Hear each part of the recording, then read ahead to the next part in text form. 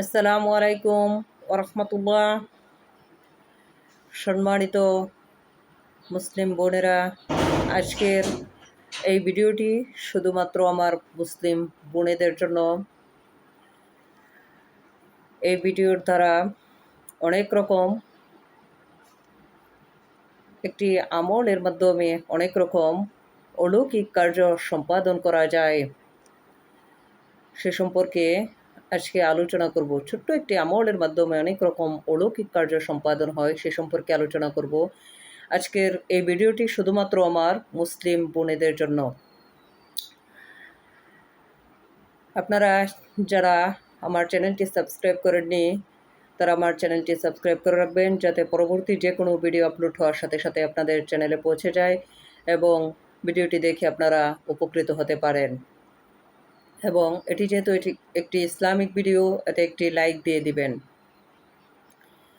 আল মুসাউইরু শব্দের অর্থ হচ্ছে আকৃতি গঠনকারী। এই নামটি একটি জালালি নাম। এই নাম সর্বদা জিকির করিলে অতি সহজে অনেক রকম অলৌকিক কার্য সম্পাদন করা যায়। আল মুসাউইরু এই নামের জিকির করিলে অনেক রকম অলৌকিক কার্য সম্পাদন করা যায়।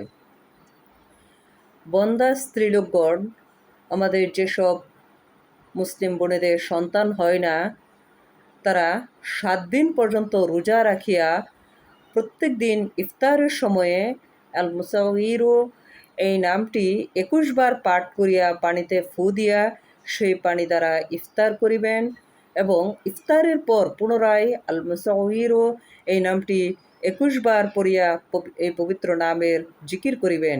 ইনশাআল্লাহ আল্লাহ তাআলার অশেষ রহমতে গর্ভসঞ্চার হইয়া আপনারা সন্তান লাভ করিবেন।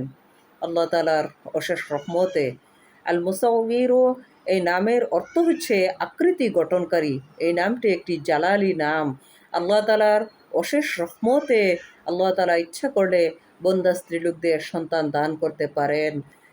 আজকের এই ভিডিওটি শুধুমাত্র আমার মুসলিম বোনেদের জন্য, যারা সন্তান, যে বোনেদের আমার সন্তান নাই, তারা এই আমলটি করলে আল্লাহর ইচ্ছায় আপনারা উপকৃত হতে পারেন। আল্লাহ তাআলা ইচ্ছা করলে আপনাদেরকে সন্তান দান করতে পারেন যদি আপনারা আল্লাহর এই পবিত্র নামের জিকির করেন। নিয়মটি আমি আরেকবার বলছি। আমার যেসব মা বোনদের সন্তান হয় না, যেসব বোনেদের সন্তান হয় না, বন্দা স্ত্রীলোক, তারা 7 দিন পর্যন্ত রোজা রাখিবেন। রোজা রাখিয়া ইফতারের সময়, প্রত্যেক দিন ইফতারের সময় আল মুসাউইরু এই নামটির 21 বার পড়িয়া পানিতে ফু দিয়া সেই পানি দ্বারা ইফতার করিবেন এবং পুনরায় ইফতারের পর 21 বার আল মুসাউইরু এই পবিত্র নামের জিকির করিবেন। ইনশাআল্লাহ আল্লাহ তাআলার অশেষ রহমতে গর্ভসঞ্চার হইয়া সন্তান লাভ হইবে। যদি আপনারা নিয়ম মতো এই আমলটি করতে পারেন, তবে আপনারা আমল করার সময় রোজা রাখিবেন, সত্য কথা বলিবেন, 5 ওয়াক্ত নামাজ পড়িবেন, হালাল খাবার খাবেন এবং আল্লাহ তাআলার অশেষ রহমত কামনা করিবেন। আল্লাহ ইচ্ছা করলে সব কিছু করতে পারেন এবং আল্লাহ ইচ্ছা করলে সন্তানও, বন্দা স্ত্রীলোকদের সন্তানও দান করতে পারেন।